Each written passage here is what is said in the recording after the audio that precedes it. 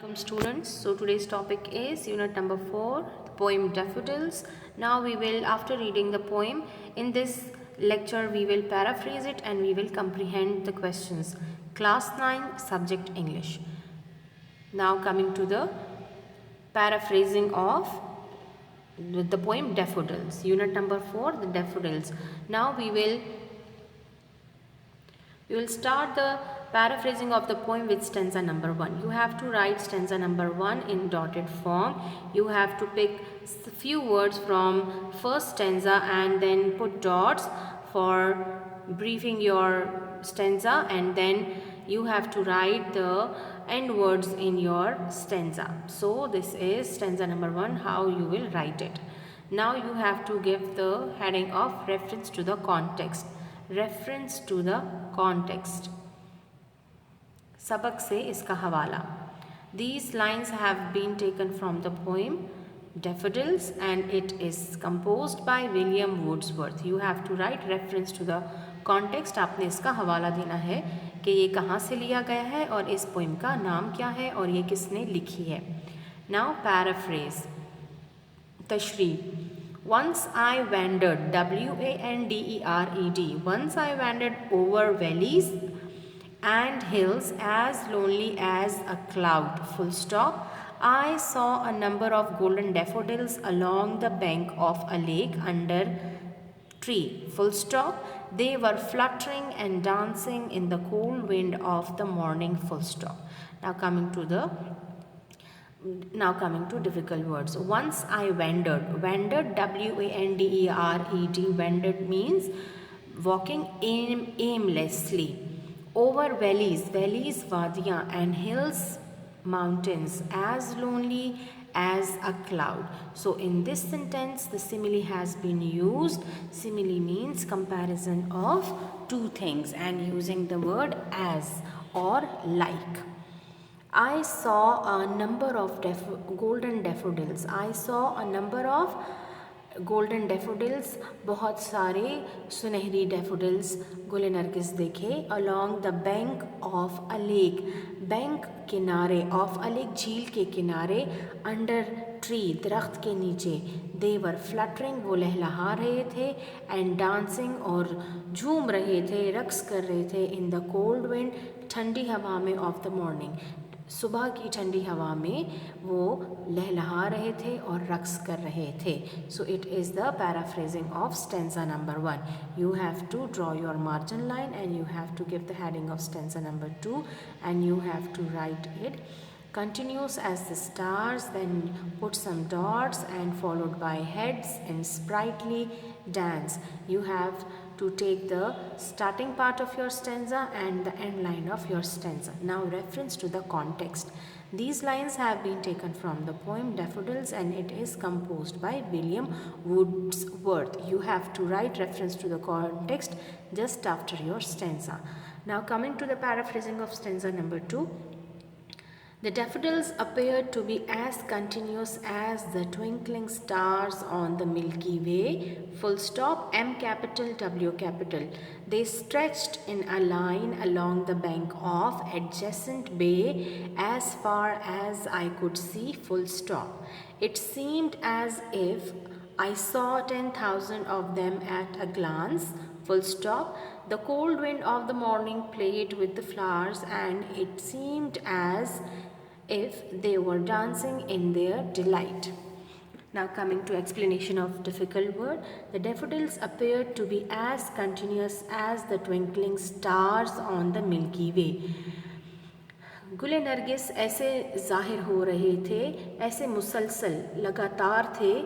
There was no gap between daffodils, it were continuous. वो लगातार लगे हुए थे और वो ऐसे लग रहे थे as twinkling, चमकते हुए, टिमटिमाते हुए, stars on the Milky Way.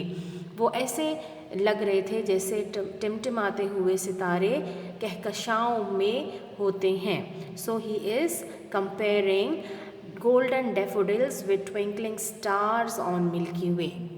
They stretched, वो फैले हुए थे. In a line, वो एक कतार में फैले हुए थे. Along the bank of adjacent bay, मुतालिका खलीज के मुतालिका लेक के किनारे पर वो फैले हुए थे। As far as I could see, जितना मैं उनको देख सकता था।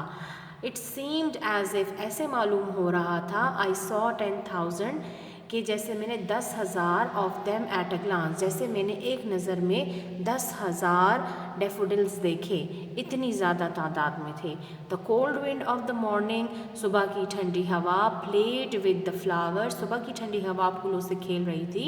And it seemed as if, और ऐसा मालूम हो रहा था, they were dancing in their delight, कि वो अपनी खुशी में झूम रहे हैं। So it was paraphrasing too. Now coming to stanza number 3. The waves beside, then you have to put some dot, to me had brought. Reference to the context, these lines have been taken from the poem Daffodils and it is composed by William Wordsworth. Paraphrase, the waves on the surface of the lake danced as the cold morning wind passed them. Full stop. But the daffodils danced with a greater joy. Full stop. A poet can feel nothing but happiness in the company of such beautiful. And now coming to the explanation of the paragraph. The waves on the surface of the lake, the waves, लहरें, surface सतह पर, lake, झील की सतह पर लहरें, danced, रक्स कर रही थी, as the cold morning wind passed them. सुबह की ठंडी हवा जब झील की लहरों के ऊपर से गुज़र रही थी तो वो लहरें रक्स कर रही थी। But the daffodils danced with a greater joy, लेकिन उन लहरों से ज़्यादा खूबसूरत रक्स, danced with a greater joy, ज़्यादा खुशी से डेफोडिल्स रक्स कर रहे थे। A poet can feel nothing but happiness, एक शायर खुशी से ज़्यादा क्या महसूस कर सकता है, in the company of such beautiful, company सोहबत में, in such a beautiful and happy flowers, इन खूबसूरत और खुश फूलों के बीच में की सोहबत में वो खुशी महसूस कर सकता है। I looked at the beautiful flowers for a long time, full stop. While I was there, I did not understand the real value of that beautiful scene. I looked at the beautiful flowers for a long time. मैंने इन खूबसूरत फूलों को काफ़ी देर तक देखता रहा. While I was there, जबकि मैं वहाँ था, I did not understand the real value of that beautiful scene. जब तक मैं उधर था, मैं इस खूबसूरत मंज़र की कदर व कीमत उधर नहीं जान पाया.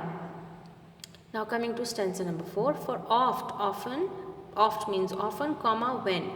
Then put some dots with the daffodils. Reference to the context. These lines have been taken from the poem Daffodils and it is composed by William Wordsworth. Paraphrase. Whenever I lie on my bed, whether in happy or sad mood, I suddenly remember the beautiful daffodils, full stop. My heart fills with joy and it seems to me as if my heart is dancing with the daffodil. Whenever, जब कभी, I lie on my bed, जब मैं अपने बिस्तर पर लेटा होता हूँ, whether आया in a happy or sad mood, कभी खुशी या गम के मूड में, हालत में, I suddenly remember, मुझे अचानक ही याद आ जाता है, the beautiful daffodils, खूबसूरत गुल नरगिस याद आ जाते हैं, my heart fills with joy, मेरा दिल खुशी से भर जाता है, and it seems to me, और मुझे ऐसे लगता है, as if, जैसे कि my heart is dancing, मेरा दिल झूम रहा है, with the daffodils, उन गुल नरगिस के साथ मेरा दिल भी झूम रहा है. So it was all about your poem Daffodils, and in this lecture we comprehend the 4 of the stanzas. So you have to write the stanza, then reference to the context, and then paraphrase, and after finishing you have to draw your margin line. Now coming to the comprehension. Comprehension are the questions in your book. So we will write down 5 of the questions and the 6th one will be left for you. So it is up to you that how you write the answer. Do you like this poem and why? You have to answer this question into your activity copy. Now coming to question comprehension. You have to write comprehension in your copy in this way. Question number 1. Is there any personification in this poem? If yes, where? So first of all, to answer this question, we have to know about the word personification. What is meant by personification? Personification is literally device. ये एक ऐसा आला है जो कि शायरी में इस्तेमाल किया जाता है. There are some figurative devices or figurative languages. First one is simile, second one is metaphor, third one is personification, fourth one is imagery. But now we will discuss personification. What is personification? Personification is a literally device in which human qualities are attributed to objects or non-human things. In simple words, you can say that personification is in personification we compare or we attribute the qualities of human qualities, or we attributed human qualities to objects or to non-living things. इंसानी खसूसियात और औसाफ को हम किसी चीज़ या किसी गैर जानदार चीज़ के साथ मंसूब करते हैं. So it is called personification. Now, after knowing the definition of personification, we will be able to answer it. Is there any personification in this poem? If yes, so tell us where. Yes, comma, the personification is in the first and second stanza, that is fluttering and dancing of the daffodils and tossing of their heads. So personification, as I said, as I said that what is personification? In personification, human qualities are attributed to objects or non-human things. So yes, the personification is in the first and the second stanza, that is fluttering, lehlahana, and dancing of the daffodils. Flower never used to dance, flower never used to flutter. The dancing qualities, the quality of dancing is attributed to humans. So here the poet uses the figurative language to give some charm to his poetry, and so he used the personification of fluttering and dancing of daffodils. So the dancing and fluttering is the quality of human being which is attributed to daffodils. So yes, there is personification in first and second stanza, fluttering and dancing of daffodils and tossing of their heads. Flower never toss their heads. So tossing of their head, it is also a human quality and it is attributed to flowers. So in the first stanza, fluttering and dancing of daffodils, and in the second stanza, tossing of their heads. These are personification in the poem. Question number 2. Write at least 2 lines showing similes. Now simile is another figurative or literally device which poet used to give charm to their writings. So what is simile? When we compare two things and we use the words as or like, it is called simile. It is very easy to understand. It has a clue in it. The simile has the words keywords as or like. Just you can see in the answer, I wandered lonely as a cloud. So I wandered lonely, I means the poet compared himself with a cloud and using a word as. So it clearly shows that it is a simile. I wandered lonely as a cloud. First simile, and the second you put comma, and the second simile is continuous as the stars that shine. Continuous musalsal, as the stars that shine. Continuous as the stars are continuous in abundant on the sky, so in the same way continuous as the stars that shine. So these two sentences are similes. So in these two sentences simile has been used. Question number 3. What does the crowd exactly mean? What does the crowd exactly means?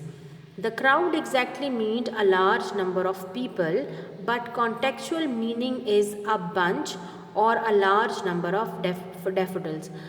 The dictionary meaning of crowd exactly is a large number of people. Crowd means hajum, a large number of people. But contextual, but as it is used in a poem, contextual सबक के लिहाज से meaning is a bunch or a large number of daffodils. Why does the poet compare himself to a cloud?